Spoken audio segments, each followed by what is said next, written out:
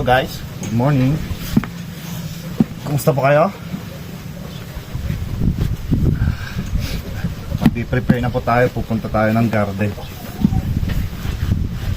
para malaman po natin kung anong nangyari sa pananim natin. Tsaka siyempre update na rin. So tara. Update po pala natin dun sa ilog kahapon. Ayan, bumaba na yung tubig. Makulimlim pa rin po dito sa amin. Sa inyo po dyan mga ka-garden, mas lalo na yung mga taga-Benguet dito. Kumusta po klima nyo dyan? Siyempre sa ibang mga ka-garden din natin dyan, sa ibang lugar, sa Batanes, grabe yung nangyari sa kanila dun. Grabe yung epekto ng bagyong Hulyan. Kaya nga po lagi-lagi yung sinasabi sa inyo, doble ingat po tayo. At least ngayon kahit pa paano pinagbigyan po tayo at medyo walang ulan, mahangin lang. Na-harvest na rin yung mga coriander nila dito. Katulad din po natin, pinilian. Yan o, puros damo na lang po yung andyan. Yan doon banda, yun yung may coriander, maliliit pa. Kasabay din natin yan nagtanim eh. Pero ito po, meron pa sa kanila.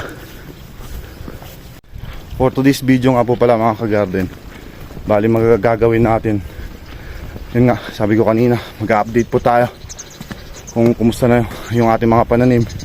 Katulad po ng ating bagong tanim na patatas, yung patubong coriander, tsaka yung binhi po natin, yung punla po natin parsley. Medyo hinihingal ako, binibilisan ko po maglakad para makarating na po tayo doon. Ayan, si Uncle at saka si Auntie nag-i-spray, sabay na tulungan. Ito po yung pananim nilang patatas oh.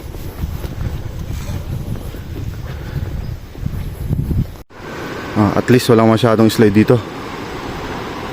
Kita nyo mga nag-i-spray. Yun, sa kabila nya tatanim. Dito sa baba may nagbubungkal. At least kahit pa paano maayos-ayos po tong daanan natin. Walang slide. Good news. Mahirap kasi pag may na-slide dito.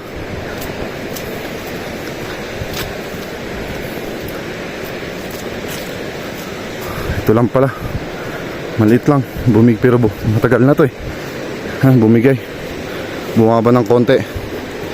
Kaya naman may madadaanan tayo dito sa gilid. Importante walang major slide, mga minor lang kung ano. Kung ano. Ay, nakakatulala.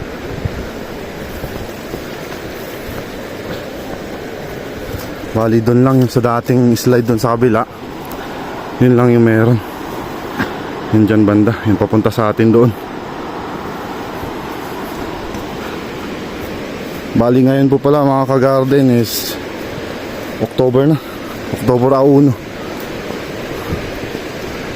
first day of the month ng October. Papalapit na po tayo sa may slide. Bumigay din.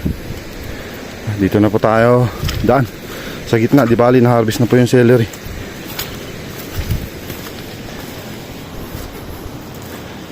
Bali minor lang.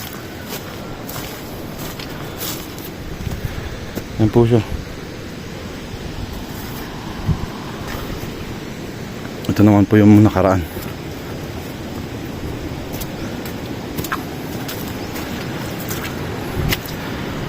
Parang naging palayan na. Putik. Dulas pa. Maduos-us yung buhot ko ba. Wala natin bilisan. Lambot na yung lupa. May mga nag-harvest din pala. Sila rin nila dito, bawas. Nung last na makyat tayo dito, kompleto pa yan.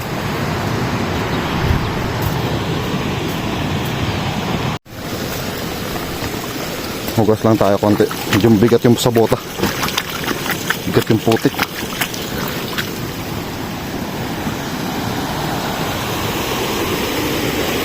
Spray din. Pinag-i-spray.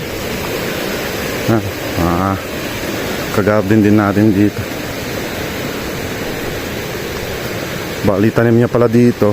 Hindi masyadong kita ata. Ayan, dito iceberg. Medyo maliliit pa.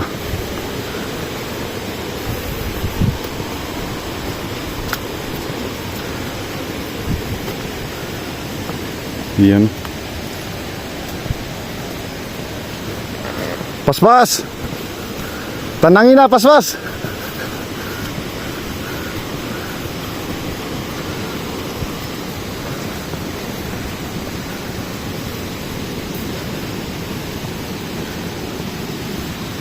Yan, diba? Ang ganda. Nahulog pa yung puso ng saging. Kumusta na kaya yung abono ko din dito? May naiwan po ako ng las eh. Bali sobra yung nabili. Bali magagamit ulit sa next cropping yan.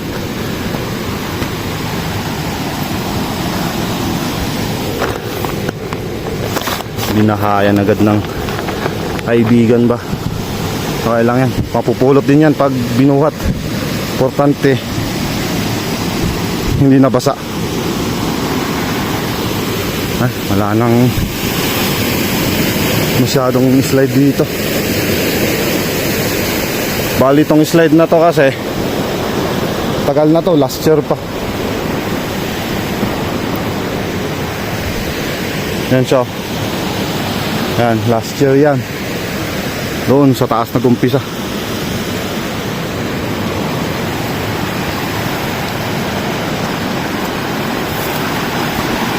At least kahit pa paano pala hindi masyadong malakas tong sapa natin dito.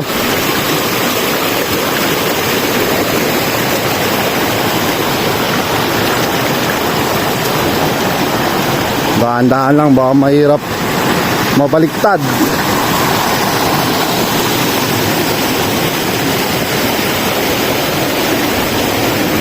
Yung iba pauwi na katapos mag-spray.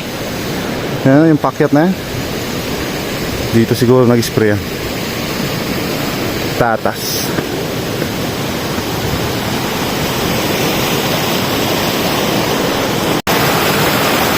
Dito medyo malakas ang agos ng tubig.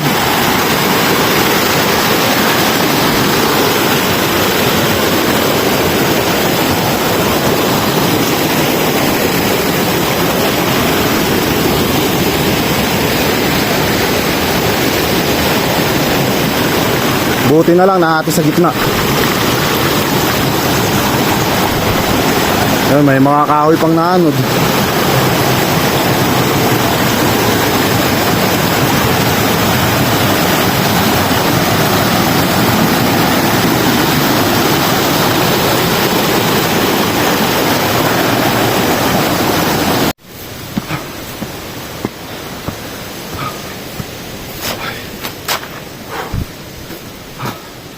Diretso po tayo dito sa bodega. Ayusin natin agad yung ating sprayer. Mag-i-spray tayo. Mali gagawin natin, kukunin natin lahat ng kakailanganin. Tsaka titignan natin doon kung ano yung mga dapat timplahin. Siyempre, minsan na nakakyat. Bali yung mga gamot na i-spray natin, malamang pag ganito fungicide. Ang tatanggalin din natin itong mga insecticide tsaka foliar. Siyempre ginagamit din po natin to sa ating coriander, kaya nakalagay dito. Medyo pwede pa. Ayan, medyo paubos na. Kailang spray na rin po kasi tayo dun sa may patatas sa taas eh. Ito muna, dun tayo sa patatas. Mamaya tayo aakyat dun sa ating mga sari-saring pananim sa taas. Malapit-lapit na po tayo dito sa ating pananim. Situbuan na. Yan na po.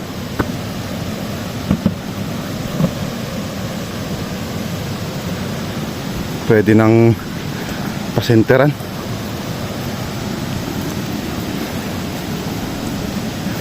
Kailangan natin bumili ng complete mga triple 14. Situbuan na talaga lahat. Very good. Medyo maayos-ayos naman mga ka-garden, no? Buti bago bumagyo, na-sprayan po natin to ng pangdamo. Bali apalon. Apalon. Yung na-spray natin dito, tsaka one side. Pero yung sa may kanal niya lang yung na-sprayan natin, yung nag-umpisa na mag-yelo.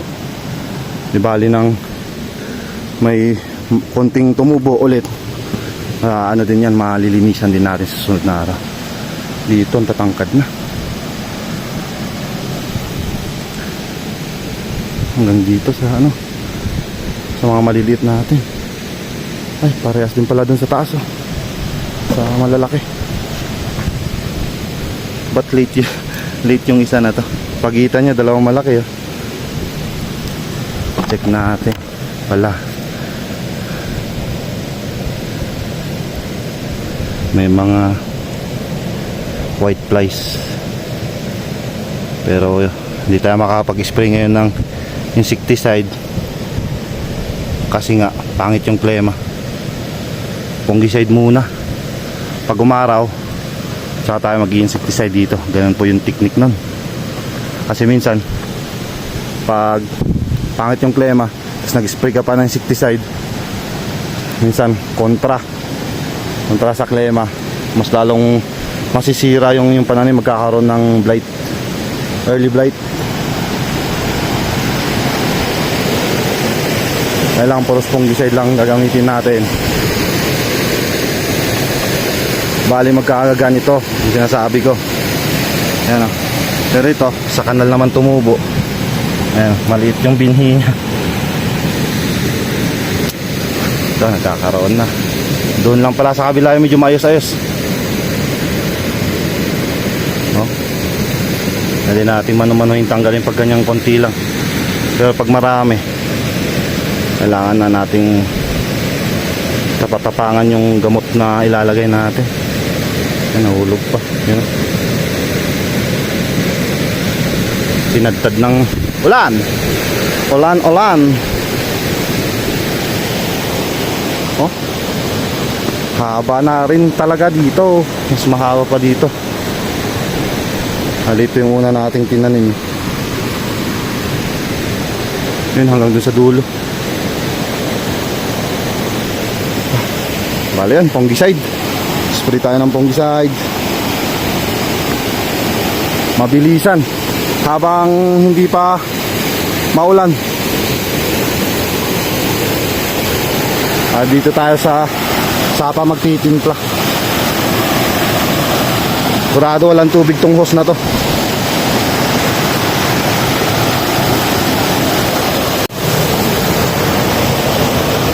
Opya, umpisa na po tayo, nakapagtimpla na.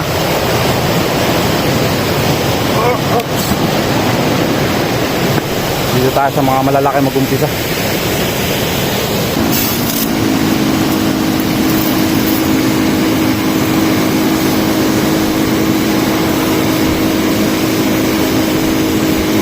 Medyo kailangan pa natin paliguan.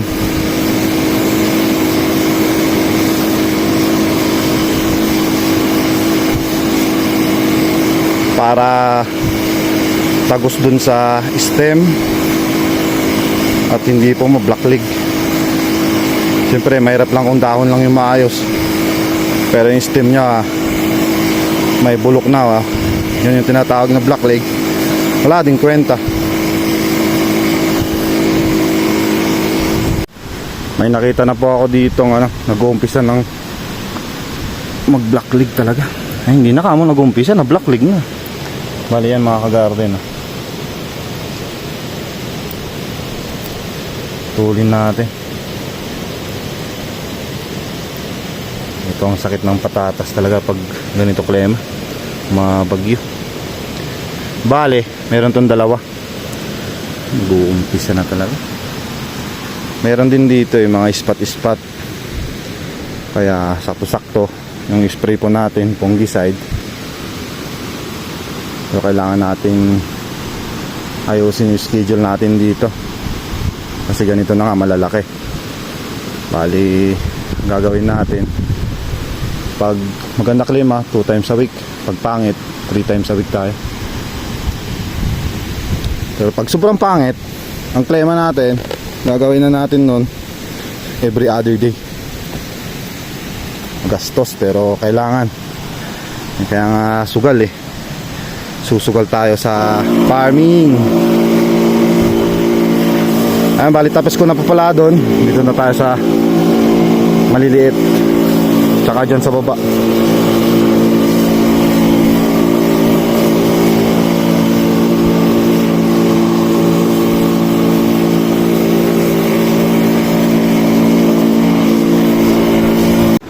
Dito naman po tayo sa ating parsley. Tapos na tayo dun sa patatas.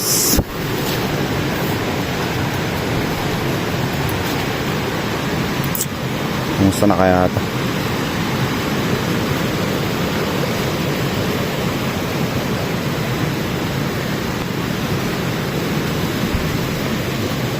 May mga bulok na. Tsaka dumapa pa yung iba.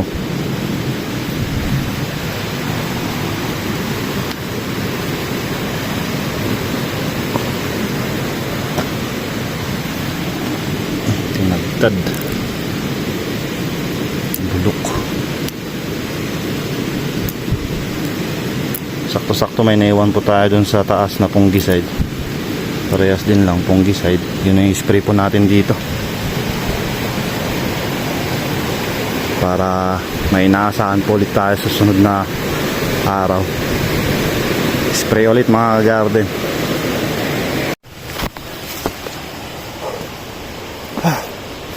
Paket na po ako dun sa pananim natin na sari-sari dito sa taas. Sumabit pa. Ay. Buti na lang wala pong na-slide dito sa daanan natin. Yan o, ayos-ayos. Madamo lang, pero at least hindi lang slide. Yan yung kagandahan. Akit ulit tayo. Tuloy natin.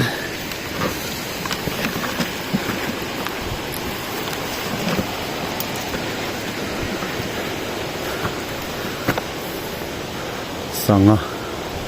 May nabaling sanga. Diyan sa kahoy. Bilisan natin ng mahirap mahulugan.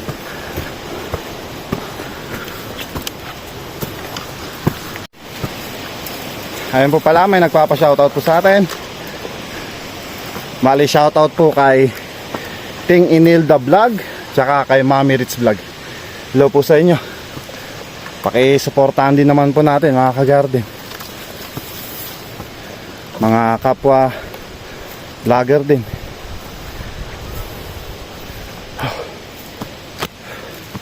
Bali, yun lang naman po yung may tutulong ko. Ay, dito na tayo. Kasi first na napuntahan natin ay yung ating binhi, kaya sa binhi muna tayo. Update sa binhi nating parsley. Tatanggalin ko muna yung aking sprayer ng medyo gumaan-gaan yung aking likod. Titignan na natin. Ayun, bali nilagyan ko po ng talahib. Kasi yun nga, pang control sa tubig pag ganong mabagyo, para hindi rin po mailipad yung ating tinakip na sako. Kumusta na kayo? May tumubo ba? Tanggalin muna natin ito, mabigat. Hindi ko maiangat. Dahan-dahan. Antalim.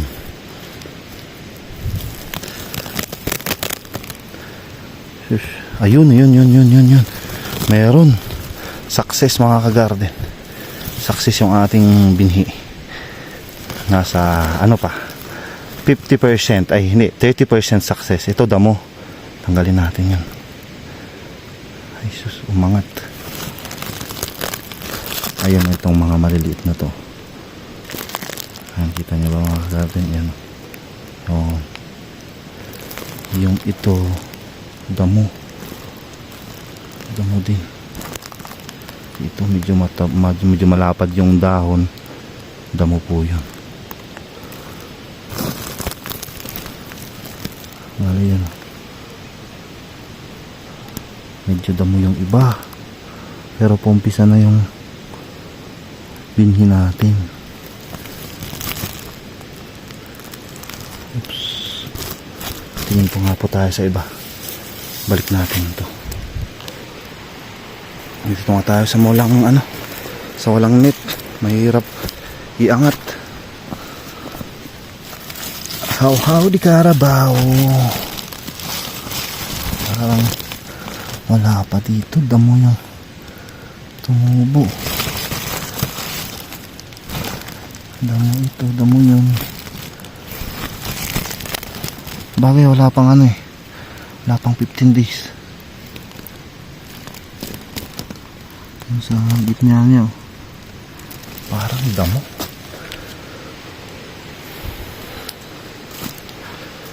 Ang hirap mapansin. Hindi siya nagpapapansin, mga ka-garden. Ito. Ingat natin buo. Magkaalaman na. Bulok yung stem doon. Ay, yun no, nag-germinate na. Kita ko na yung binhi. Balay yun o. Yun. Oh, yung focus cellphone natin hindi makafocus ng gusto. Ayun pa yung iba oh. Sus, na ano ko yung ayun, hindi natakpan ng lupa. Takpan natin. Bato pa yun, nakabitbit ko ba? Ayun. Ayun na. Kita niya yun. Yan pa yung iba pala. Tumutubo.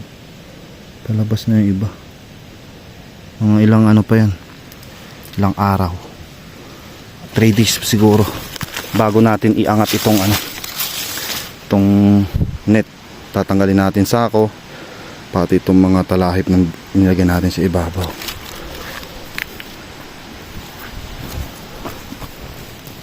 Mahal ng parsley ngayon mga ka-garden. Alam nyo lang, 180 per kilohan. Biglang nagdagdag ng 30 nung bumagyo. Sino ba naman kasi sisipagi mag-a-harvest pag ganong mabagyo? Lamig-lamig ng tubig. Wala pa masyado dito. Yan, pagbibigyan lang natin to ng yan nga, sabi ko kanina 3 days. Bali, baka sakaling mapagbigyan, maganda pa rin yung klima po natin.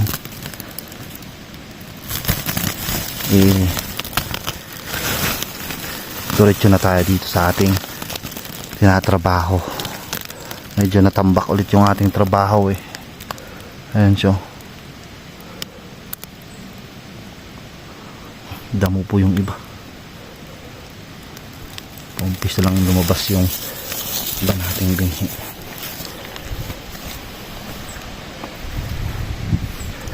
Sama tayo sa umpisa. Umpisa tayo dun sa gitna sa iba. Ayun. Ay. Ayan, kitang kita. Ayan. O tayong patpat yung cellphone natin, nag-autofocus sa kamay. Ayan. Oops. Nangat ko tuloy. Tabunan natin yung lupa. Nag-uumpisa na. Ito lumalabas na. Pwede 3 days, 2 days. Pwede na yan. Bitbitin natin to at akyat na tayo. Titimpla ulit tayo dito. Kailangan natin sprayan yung ating coriander na naiwan yung medyo malalaki. Bago po tayo ulit mag-spray, kutin ko muna tong huli po nating tinanim na coriander. Yun sa pinagtamnan po natin ng pulunchay na namatay. Wala pang tumutubo. Damo. Madamo. Ngayon yung binhiyo. Bilog na bilog. Check natin kung may lumabas na tubo niya. Sprout. Oops. Dahan-dahan pre.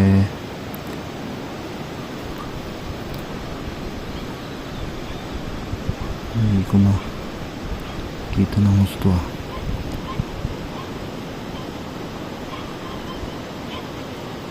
Ay, meron na. Pabiyak na oh. Pabiyak na. Balik natin. Ilang araw kaya ito bago tumubo? Siguro 4 days. Sabihin na natin para sure 5 days. 5 araw. Hanggang dito lang po yung natamnan namin. Ito. Ito ba? Ito. Hindi ko alam kung dito or itong may tabon na to. Sayang talaga yung pulunchay natin dito, yung Chinese spinach. Alam niyo po ba kung magkano ngayon mga ka-garden sa Chinese spinach? Sinasabi po sa akin nung nagbigay, natita namin dito, nagbigay po ng binhi, nasa 200 per kilo. Aguy. Hindi para sa akin. Yun nga yung sabi ko kay bakit hindi para sa atin. Sayang. Kung tumubo sana at lumaki at hindi namatay, kasi may iba tumubo eh, kaso nga lang yun nga yung klema natin pangit nun, pros na namatayan hindi namatayan, namatay kamo, madalang na lang yung naiwan. So yun mga ito mga may naiwan pang isa-isa, di ko nga alam kung magre-recover pa yan eh. Ayan yung to pulunchay, sana ba yung iba dun? Ito pa. Ito pa oh. Iilan lang. Ayun dito may isa dito sa plat na to. Doon wala na. Mahal pa man din ng binhi nito. Yun nga yung sinasabi ko, hindi para sa akin, sa amin mag-asawa. Kaya siguro hindi tayo pinagbigyan ng ating pananim. Bale, ang style lang niyan, tanim ng tanim, bahala na siyang magsawa. Di ba ka-garden? Totoo naman. Tanim lang tayo ng tanim, pagbibigyan din. Medyo mambun. Kaya lang yan, medyo pinagbigyan naman na tayo ng dun sa pananim natin patatas. Medyo mga yun, nasa 1 oras na rin din siguro tayo dito katagal or mahigit. Tuyo na yung ating na-spray. Ito naman tayo sa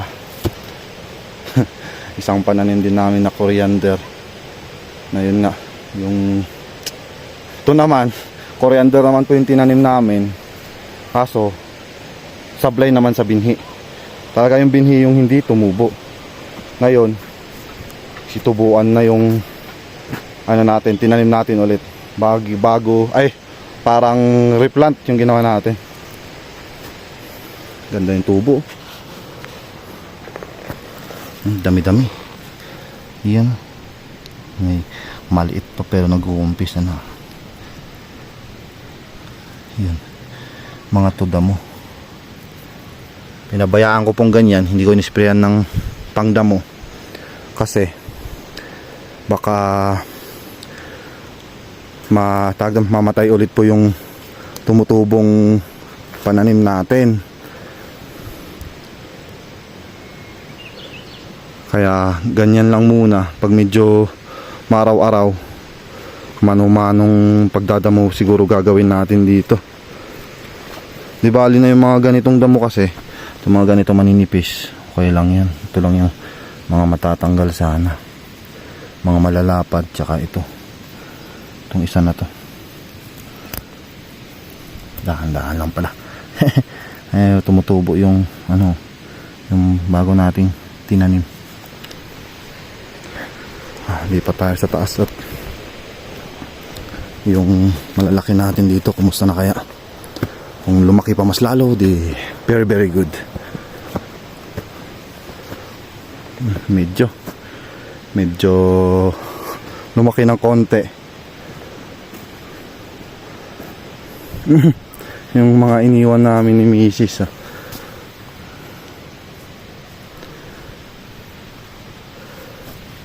Kakaroon talaga spot. Ano pa siguro to? Mga ilang araw pa bago tayo makaharvest ulit. Sakto, baka sakaling may tuloy natin yung pag-harvest natin ng patatas. Tumba